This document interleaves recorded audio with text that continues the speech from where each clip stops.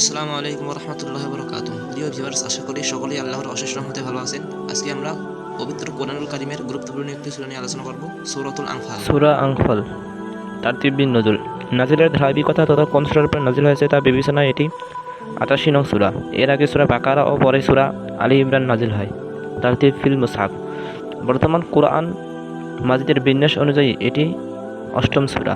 এর আগে সূরা আরাফ ও পরে সূরা তাওবা।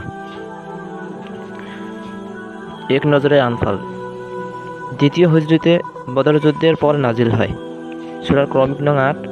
সূরাটির মোট আয়াত সংখ্যা ৭৫। সূরাটি মদিনায় অবতীর্ণ হয়। নামের রহস্য। আনফাল শব্দটি নফল শব্দের বহুবচন।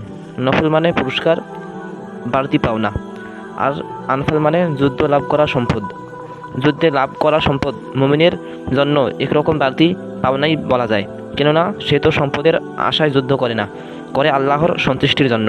বদর যুদ্ধে জয়লাভ করার পর গনিমতের সম্পদের ভাগাভাগি নিয়ে মুসলিমদের ভিতরে কিছুটা তর্ক বিতর্ক শুরু হয়, যেটা কোনোভাবেই তাদের ইমানি স্পিরিটের সঙ্গে যায় না।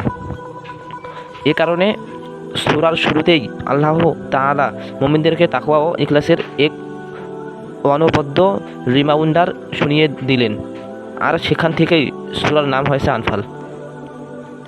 মেজর থিম: বদর যুদ্ধের পর্যালোচনা, গনিমত বন্টন, কাফিরদের পরিণতি, যুদ্ধের প্রতি উৎসাহ, যুদ্ধবন্দীদের সাথে আচরণবিধি, জিহাদ ও হিজরতের পুরস্কার। সূরার শুরু শেষ সম্পর্ক। সূরার শুরুর দিকে মুমিনদের কয়েকটি বৈশিষ্ট্য নিয়ে আলোচনা করা হয়েছে, আর সূরাটির শেষও করা হয়েছে মুমিনদের আরও কিছু বৈশিষ্ট্য তুলে ধরার মাধ্যমে। এতে আলোচনাটি পূর্ণতা পেয়েছে। অন্য সূরার সঙ্গে সম্পর্ক। এ সূরার আগে পরে হলো সূরা আরাফ। তার শেষ দিকে আল্লাহর গোলাম হিসেবে ফেরেশতাদের কিছু বৈশিষ্ট্য বর্ণিত হয়েছে, আর এ সূরাটি শুরু হয়েছে মুমিন অর্থাৎ আল্লাহর আরেক গোলাম এর বৈশিষ্ট্য দিয়ে। শানে নজুল: মদিনাতে মুসলিমরা এসে আশ্রয় নিয়েছেন ২ বছরও তখন পেরোয়নি। এতটুকু সময়ের মধ্যে মক্কার মুশরিকদের সাথে বেশি কিছু ঝটিকা লড়াই হয়ে গেছে। হতাহতের কোনো ঘটনা অবশ্য ঘটেনি, তবে ওই সময়টাতে কুরাইশদের একটি বাণিজ্যিক কাফেলা সিরিয়া থেকে মক্কায় ফিরছিল। মদিনার ধার ঘেঁষেই চলছে সে পথ। কাফেলার নেতৃত্বে ছিল আবু সুফিয়ান। মুসলিমরা চাইল মুশরিকদের এই কাফেলাকে তারা জব্দ করবে। ওদিকে আবু সুফিয়ান মক্কায় খবর পাঠিয়ে দিয়েছে, মুসলমানরা আমাদেরকে আক্রমণ করতে এলো বলে, জলদি করে সাহায্য নিয়ে আসো। গোটা মক্কায় হই হই রই রই পড়ে গেল। আবু জাহেলের নেতৃত্বে অস্ত্রশস্ত্র নিয়ে ছুটে এলো বড় বড় নেতা ও তাদের সঙ্গপঙ্গরা। আল্লাহ তার নবীর ইশারায় মুসলিমরা তখন মত বদলালেন। কাফেলা নয়, বরং জব্দ করা হবে কুরাইশদেরই। আল্লাহর শত্রুদের সাথে ময়দানেই বোঝাপড়া হবে। আল্লাহ তাদেরকে সাহায্য করলেন। কুরাইশদের অহংকার মরুভূমির তপ্তবলিতে মিয়ে গেল। তবে এরপর উদ্ভূত হয় এক নতুন পরিস্থিতি। যুদ্ধ অর্জন করা সম্পদ ভাগাভাগির প্রক্রিয়া নিয়ে তৈরি হলো মতবিরোধ।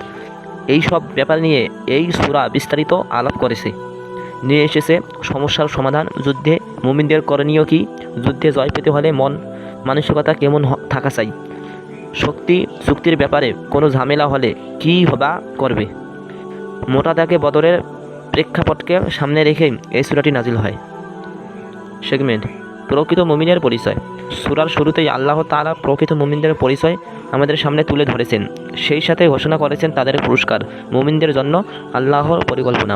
মুমিনের জন্য আল্লাহর পরিকল্পনার চেয়ে ভালো কিছু আর নেই। মানুষ প্ল্যান করে বর্তমান দেখে, আর রবের পরিকল্পনা হয় সব কিছু সামনে রেখে। কাফিরদের চক্রান্ত নাশাত। মুসলিমদের বিরুদ্ধে কাফিরদের চক্রান্ত চিরকালের, কিন্তু মুসলিমরা যদি সঠিক পথে থাকে তাহলে আল্লাহই সেই চক্রান্ত থেকে তাদের রক্ষা করবেন। ফজিলত: বিশ্বযুদ্ধ বর্ণনায় এ সূরার ফজিলতের কোনো হাদিস পাওয়া যায়নি, তবে সূরাটিতে জিহাদের বিধিবিধান বিশেষভাবে জায়গা পাওয়া যায়। তাফসীরবিদদের কেউ কেউ এর নাম দিয়েছেন সূরাতুল জিহাদ। শত্রুপক্ষের গতিবিধি সম্পর্কে সজাগ থাকার জন্য মুসলিমদের উচিত এ সূরার পঠন পাঠন পুরোদমে জারি রাখা। সূরা আনফাল ও সূরা তাওবা এমন দুটো সূরা যা অনেকটা এসিড টেস্টের মতো। এর মাধ্যমে আমরা আমাদের আকীদা জ্বালিয়ে নিতে পারি। তার মানে এ দুটো সূরার সঙ্গে যদি কারো ধ্যান ধারণা মিল না খায়, পদে পদে কন্ট্রাডিকশন তৈরি করে, তবে বুঝে নিতে হবে তার আকীদায় গলদ আছে। মনে রাখবেন, আমাদের শত্রু মিত্র নির্ধারণ করা স্পষ্ট এক মানদণ্ড হলো সূরা আনফাল ও তাওবা। কাজ অ্যান্ড ইফেক্ট: মানুষ যখন তাকওয়া অবলম্বন করবে, অর্থাৎ আল্লাহকে ভয় করে চলবে, তখন সত্য মিথ্যা পার্থক্য করার ও সঠিক সিদ্ধান্ত নেওয়ার এক অনবদ্য যোগ্যতা সে অর্জন করবে। গতিপথ। আল্লাহর ওপর ভরসা বিজয়ের শ্রেষ্ঠ কৌশল। সূরার শুরুতেই মুসলিমদের স্মরণ করিয়ে দেওয়া হয়েছে বিজয় আসে কেবল আল্লাহর পক্ষ থেকে, তাই ভরসাও করতে হবে তার উপরেই। Case study. ইমানের জোরেই যে বিজয় অর্জন সম্ভব, বদর যুদ্ধ তার চাক্ষুষ প্রমাণ। মুসলিমদের ছোট একটা দল জয়ী হয়েছে কাফিরদের এক বিশাল বাহিনীর বিরুদ্ধে। যুদ্ধনীতি নির্ধারণ। আল্লাহর ওপর পূর্ণ ঈমান রাখবার পাশাপাশি মুমিনদের আরও কিছু করণীয় আছে কিছু বর্জনীয় বিষয়। সে সব কিছু আল্লাহ খুঁটিয়ে খুঁটিয়ে তুলে ধরলেন এখানে, নির্ধারণ করে দিলেন যুদ্ধনীতি। আসমানি সাহায্য। সামরিক প্রস্তুতি যতটুকুই থাকুক না কেন, দিন প্রতিষ্ঠার জন্য যদি খাঁটি সংকল্প থাকে, তবে কাতারে কাতারে ফেরেশতা নেমে আসবে, ফলে বিজয় অনিবার্য হয়ে উঠবে। Central theme. যুদ্ধ জয়ের মূলমন্ত্র আল্লাহর ওপর অগাধ বিশ্বাস বা ঈমান। ওভারভিউ। কোরআনের বার্তা শুনলে মুমিনদের ঈমান বাড়বে। মুমিনরা নামাজ কায়েম রাখে আর আল্লাহর দেওয়া জীবিকা থেকে খরচ করে। আল্লাহ চেয়েছেন মুসলিমরা বদরে মুশরিকদের বিরুদ্ধে লড়াই করুক, যেন সত্য প্রতিষ্ঠা পায় আর কাফিররা ধ্বংস হয়।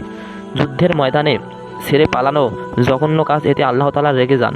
আর যুদ্ধ বিজয় আসে কেবল আল্লাহর সাহায্য থাকলে। আল্লাহ ও তার রাসূলের সাথে খেয়ানত করা যাবে না। রাসূলের বিরুদ্ধে কাফিররা ষড়যন্ত্র করে ইসলামের বিরোধিতা বন্ধ না করলে ওদের বিরুদ্ধে যুদ্ধ চালিয়ে যেতে হবে। গনিমতে পাওয়া সম্পদের 5 ভাগের 1 ভাগ আল্লাহ তার রাসূলের নিকট আত্মীয়, এতিম আর মুসাফিরদের জন্য। যুদ্ধ বিজয় চাইলে এক আল্লাহ তার রাসূলের কথা মতো চলতে হবে। ঝগড়া বিবাদ করা যাবে না। 3 ধৈর্য ধরতে হবে। কাফিরদের জান কবজের সময় ফেরেশতারা ওদের চেহারা আর শরীরের পেছনের দিকে আঘাত করে। কাফিররা শান্তি চুক্তি ভেঙে ফেলার পায়তারা করলে যুদ্ধক্ষেত্রে ওদেরকে উচিত শিক্ষা দিতে হবে। আল্লাহ চাইলে বিশাল শত্রুর বিরুদ্ধেও বিজয় আসবে। শত্রুকে পুরোপুরি পরাজিত করার আগে যুদ্ধবন্দী গ্রহণ করা যাবে না। Case study. মানুষকে দিন থেকে সরাতে কাফিররা প্রচুর অর্থ সম্পদ খরচ করে। পাঠ্যপুস্তক, মিডিয়া, এনজিও এরকম শত খাতে দেদারসে টাকা ঢালে। আল্লাহ বলেছেন, ওরা অবশ্যই এই খরচের জন্য একদিন আফসোস করবে। ওদের চেষ্টা কোনোদিন সফল হবে না। তাই প্রত্যেক মিডিয়া কর্মী, পাঠ্যপুস্তক ব্যক্তিদের জন্য কোরআনের এ আয়াত নিয়ে কেস স্টাডি করা জরুরি। ইসলামের বিরুদ্ধে নিজেদের চেষ্টাগুলো খরচ করে শেষকালে আফসোস করতে না চাইলে নিজেকে শুধরে নিন এখনই। রিফ্লেকশনস তাদাব্বুর। এই সূরার 60 নং আয়াতে বলা হয়েছে, শত্রুদের বিরুদ্ধে তোমরা শক্তি সঞ্চয় করো। যুদ্ধ করার জন্য আগে থেকে ঘোড়াগুলো প্রস্তুত রাখো। ফায়দা হলো শত্রুরা তোমাদের বিরুদ্ধে কিছু করার আগে একটু হলেও ভাববে, আর গোপন কোনো শত্রু থেকে থাকলে তারা ভয়ে চুপসে যাবে। তাফসীরবিদদের মত হলো, আল্লাহর এই আদেশটি সকল জামানার সকল মুসলিমের বেলায় প্রযোজ্য। প্রত্যেককে তার সামর্থ্য ও দায়িত্ব অনুযায়ী শত্রুর বিরুদ্ধে প্রস্তুতি নিতে হবে। এমনকি শত্রু যদি আপাতত নাও থাকে, তবুও প্রস্তুতিতে কোনো ফাঁক রাখা যাবে না। সে বিবেচনায় আয়াতটিকে ইউনিভার্সাল ডিক্লারেশন বলা যায়। দুঃখের কথা হলো, মুসলিমরা আজ আল্লাহর শিখিয়ে দেওয়া এই স্ট্র্যাটেজি রীতিমতো ভুলতে বসেছে। লড়াইয়ের সমস্ত ব্যাপারে আমাদের চরম উদাসীনতা। কেবল একটি উদাহরণ দেওয়া যাক, পরাশক্তি দেশগুলো তো বটেই, ছোট ছোট দেশগুলো 2 দিন বাদে বাদে সামরিক মহড়া আয়োজন করে। এর পেছনে হেতু একটাই, আশপাশের দেশগুলোকে এই বার্তা দেওয়া যে অস্ত্রশস্ত্র কিন্তু আমাদেরও আছে, তাই সাবধান। আমার স্বাধীনতায় আঘাত করার কোনো রকম ফন্দি আটলে জেনে রেখো, আমিও পাল্টা জবাব দেবার হিম্মত রাখি। তা আধুনিক বিশ্বের অমুসলিম রাষ্ট্রগুলো আল্লাহর এই কৌশল ঠিকই রপ্ত করেছে, আর করাটাই বাস্তবসম্মত। নিজের নিরাপত্তা নিশ্চিত করার জন্য প্রস্তুতি নেওয়া মোটেই ক্রাইম নয়। অথচ মুসলিমদের প্রস্তুতির আগাগোড়া পুরোটাই শুধু অবহেলা। কাজের কাজ কিছু নেই, হুঙ্কার ছড়ায় ওস্তাদ। হ্যাঁ, এতটুকু জেনে রাখা যেতে পারে, সামরিক প্রস্তুতি গ্রহণ করতে হবে ইসলামী কর্তৃপক্ষ বা ইসলামী রাষ্ট্রের অধীনে, কিন্তু শারীরিক প্রস্তুতির দায়িত্বটুকু তো আমাদেরই কাঁধে, তাই নয় কি? সেই সাথে কোরআন হাদিস পঠন পাঠন ও শত্রুদের কর্মকাণ্ড সম্পর্কে সচেতন থাকার মাধ্যমে নেওয়া চাই মানসিক প্রস্তুতিও।